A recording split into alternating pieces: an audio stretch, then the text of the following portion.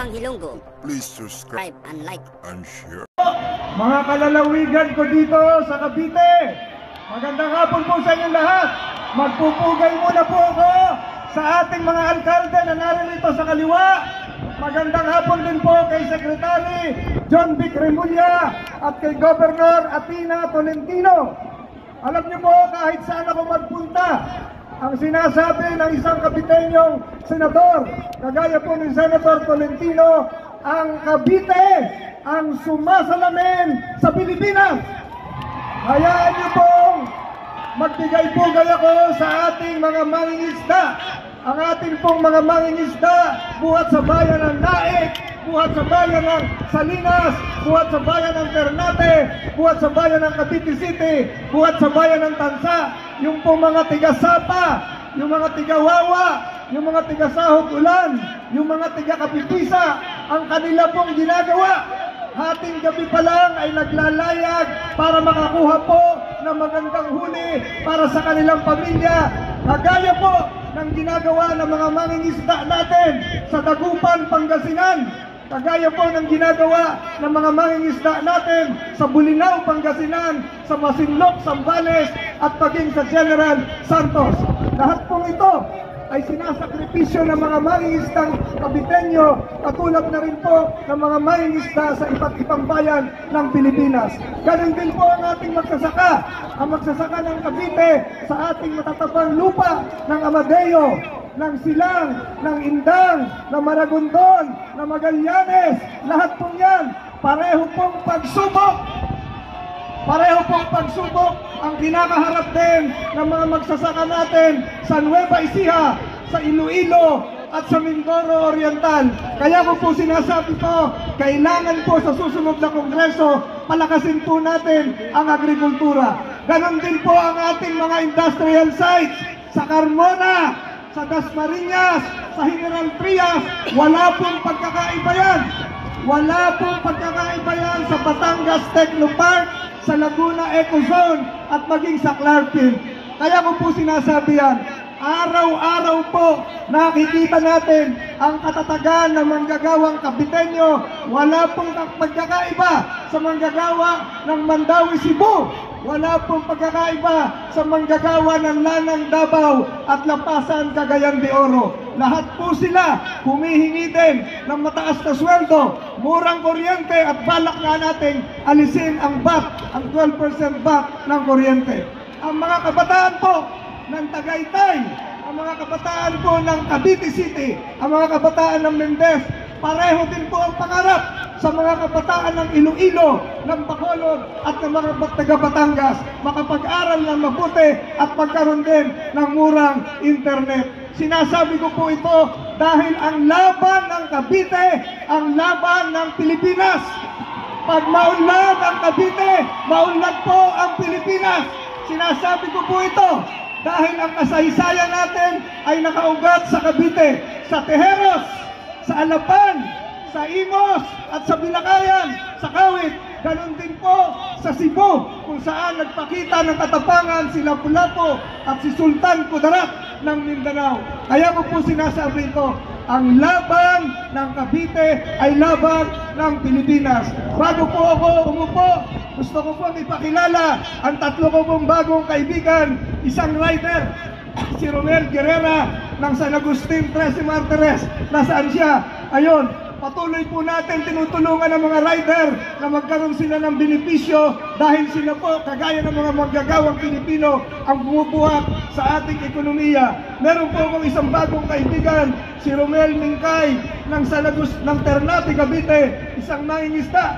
Ayun po siya, patuloy po natin tinutulungan ng mangingisda. Kagaya po nung nangyaring oil spill sa Naik, nagbigay tayo ng mga bangka at isinulong natin yung Republic Act 14064. Meron din tayong isang bagong kaibigan, isang estudyante, si Annette Gwen Baltin ng Ternate High School. Nandun po siya. Patuloy po natin sinusulong na magkaroon ng isang diskwento, 20% discount ang mga estudyante para po makapag-aral sila ng mabuti. Uulitin ko po, ang salamin ng Pilipinas ay ang lalawigan ng Cavite. Mula sa turismo, Tagaytay, Alfonso, parang Bohol, Palawan, hanggang sa kaspakulay nating kasaysayan, patuloy po natin ipakita ang pagkakaisa. Ang laban ng Cavite ay laban ng Pilipinas. Ito po si Senator Tolentino. Magandang hapon sa inyo lahat. Muli, isang malakas na sigawan para kay Senator Francis Paul Tolentino!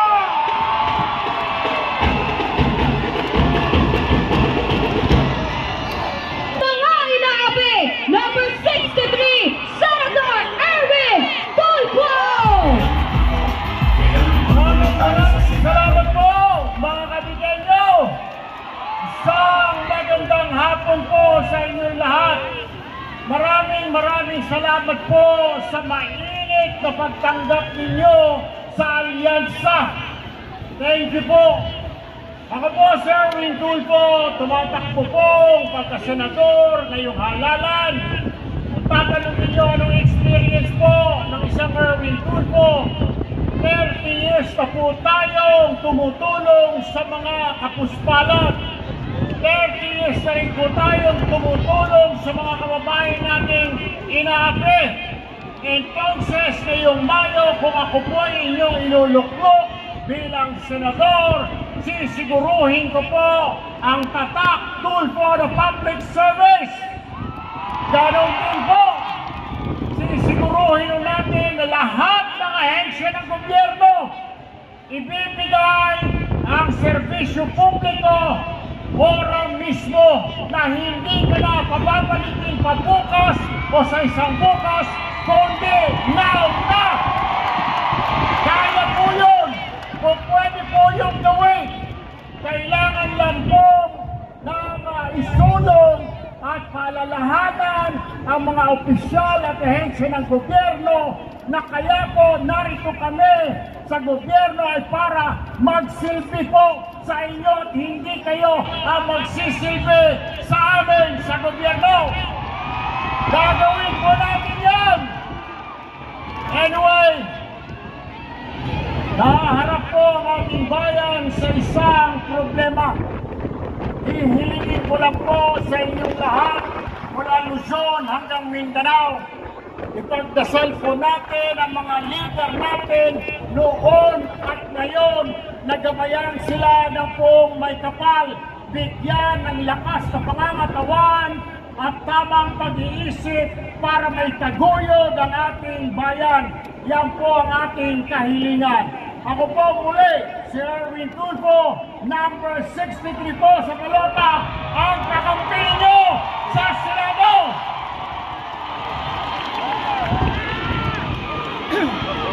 Isang malakas na hiyawan muli para kay Senator Erwin Tulfo!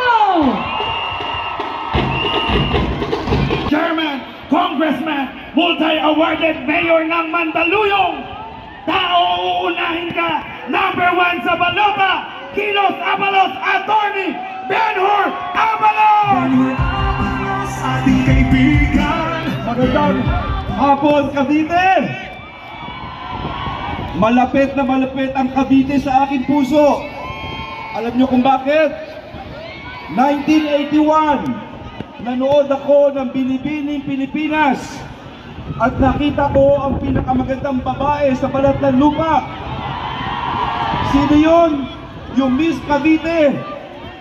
Niligawan ko at ngayon asawa ko na. Andito po siya ngayon. Yung asawa ko ito, ginabayan ako. Anong nangyari sa amin? Dahil sa kanya, nagtulungan kami.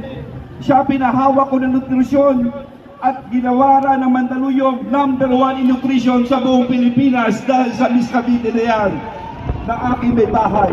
At marami pa kaming nilakbay. Ako po ay galing sa maliit na lungsod na Mandaluyong. Ito po ay kilala na mental hospital. Wala kami, puro talahiban. Pero nangarap kami. Nangarap kami at nagkatotoo naman. Hinirang kaming Tiger Economy City of the Philippines, ang Tiger Economy. Sumunod, ginawaran kami ni Era Estrada ng award. Apolinario Mabini Award para sa may kapansanan. Sumunod, ginawa na kami ni Benigno Aquino Jr., the most child-friendly city in the Philippines. Ilang beses inawardan na sinatawag na most business-friendly city in the Philippines ng Chamber of Commerce at marami pang iba. May nakita ako isang bata nung umikit ako. Ang batang ito'y nakahubad. 13 anyos, sabi ko sa magulang, bakit siya nakahubad? Ang sabi sa akin, magmula nung pinanganak po siya, ganyan na po siya. Pero pagkaraan ng 1 linggo, may graduate na mayaman na bata. First honor. Anong diferensya ng mahirap at ng mayaman? Iisa lang. Dahil yung isa nakapag-aral at nabigyan ng doktor, yung mahirap, yung bata nakahubad. Ang sabi ko sa sarili ko, dapat pantay-pantay ang mayaman at mahirap. Gumawa ko ng eskwelahan, Project Teach, para sa mga mahihirap na may kapansanan, mga kasama. Nilabang kong galing po ang award. Nilabang ko sa United Nations. Out of 100 countries, pinarangalan ng United Nations as the Public Service Award sa buong mundo ang lungsod ng Mandaluyong, ang Pilipinas. At pagkatapos ito, mga kasama, ako po ay naging MMDA Chairman at sumunod, ako ay naging DILG Secretary. At ano ang gagawin ko sa mga susunod na araw? Ako'y naging Congressman ng 2005. Ako ay hindi pumayag noon, tumayo ako sa Congress at sinabi kong hindi ako papayag sa pagpataw ng buwis sa kuryente. Bakit? Dahil kung magmamahal ang kuryente, aalis sa mga factories na may kinalaman sa manufacturing. Mamahal ang tubig, ang transportasyon, mamahal ang mga bilihin. After 20 years, ngayon 2025, yan pa rin ang pinag-uusapan. Kaya magmula noon 2005 hanggang ngayon, kung papalarin ako, mga tiga Cavite, tandaan nyo ito, ipapatanggal natin ang buwis sa kuryente para gumaang ang bayad ng bawat isa sa kuryente. Alam nyo, yung mga may JO at casual dito, sa gobyerno, walang benepisyo yan. Pero una natin yung gagawin, magpapasa din tayo ng batas na magkaroon ng benepisyo ang mga job order at ang mga service contractual. Sa March 22, birthday ni Aguinaldo. Anong sinabi ni Aguinaldo? We cannot move forward unless we free ourselves and united in our dreams. Hindi tayo makakausod kung hindi natin tatanggalin ang tinakala sa ating sarili. Kinakailangan lumakbay tayo na iisa ang bitiin at yan ang bagong Pilipinas, ang panibagong Pilipinas na maunlad. At andito ang alyansa, andito kami para sa inyo Cavite, nandito kami para sa inyo Bayang Pilipinas. Mabuhay ang Cavite, mabuhay kayo lahat!